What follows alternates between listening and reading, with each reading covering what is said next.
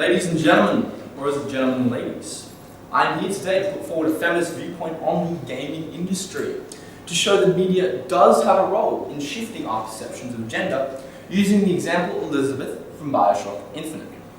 But first, let me hit you with some facts. 94% of Australian kids aged 6 to 15 are playing games regularly, all of you guys. 95% of Australian households have at least one device to play games.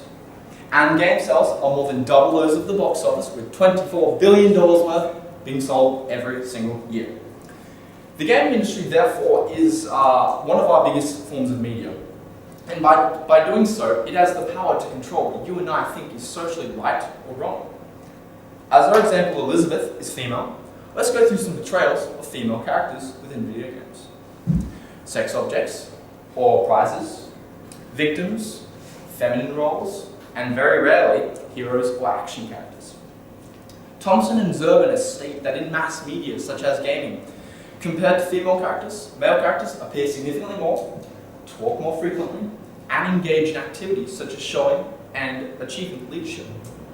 If this representation is present within the game, the player is familiarized with this as being normal, the way it should be, which is obviously a pretty sexist mindset. Please know this can also be for men in comparison to women. It's not just women who are discriminated against in gaming. So then, how does this Elizabeth prove this statement wrong? How does she attest that women in gaming are more than just some consolation prize? Let's hit it.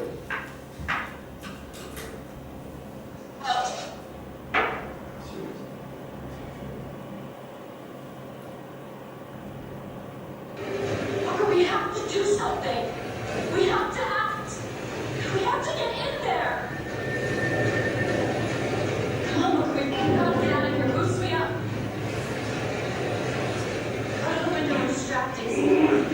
Go!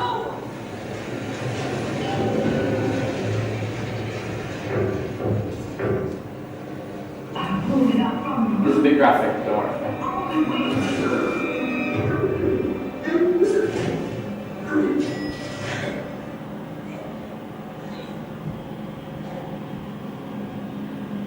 Already in the first few seconds, we have some evidence, some written code within the dialogue. Booker, we have to do something. We have to act. We have to get in there. This suggests to the player that their task is a team effort. There's no gender dominance here. Both sexes have to work equally to get this task done.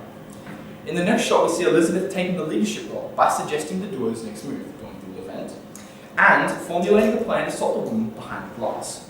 By doing so, she challenges Thompson and Zurban's quote that states women cannot take this leadership role. She implies to the audience that women can indeed take this role, and as seen further through the clip, be successful with it. The last part of the clip, Elizabeth killing the woman with scissors, and then saving the child. Let's go back to some framing on a previous shot so we can compare the two. Look at Booker's hand. Booker's hand, Elizabeth killing the woman. We can assume then that both protagonists have done something heroic, gruesome, or tough. It's not just the male's duty to do the rough work. Both genders can do it equally. There doesn't have to be any gender bias here. Both sexes can do the same thing. Equality works. Game developers have created thousands and thousands of characters that you and I have come to love, hate, and remember.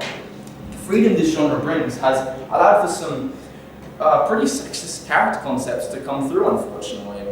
The famous damsel in distress and good at everything, save the day male, maybe very nostalgic concepts, but in truth they are unrealistic, unforgiving, quite damaging labels that have been stuck on males and females since the early 80s. So then, let's look at some symbolism so we can analyze and prove that there are characters that break through these stereotypes and prove the industry is shifting our ideas of gender towards a more positive equilibrium. The sharp scissors Elizabeth uses to kill the woman represent her as a sharp female character who can cut through these representations and prove that women can be equal to males and don't have to be objectified as some object or consolation prize. And finally, the doors opening after the murder signals highlight how this industry is opening the doors and spreading this gender equality among society by presenting how capable both sexes can be if they're not limited by some stupid stereotype. Media is without doubt one of the largest forms of information in our day. And we are constantly sucked into the perfect gender guidelines that are set by sitcoms, movies, TV shows, radio, magazines, the list goes on. Thankfully though, we have icons such as Elizabeth who can prove there is hope towards creating a more equal and positive environment between the sexes for these mega industries.